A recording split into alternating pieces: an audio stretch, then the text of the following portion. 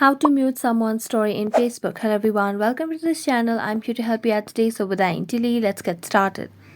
So first of all, launch the Facebook application on your device and make sure that you're logged into your account. As you're logged into your account, what you can simply do is you can just search for any of the profiles or the story that you want to mute. So let's just get back to the home screen, and here what you can do is simply tap on any of the story. Now tap on the three dotted lines at the top right corner of the screen.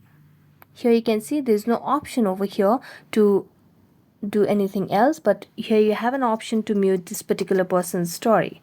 So let's tap on the mute option, and here you have the option to for 2 hours, to mute for 1 week, and until I'm unmuted. I'm going to select until I unmute it and then tap on mute option.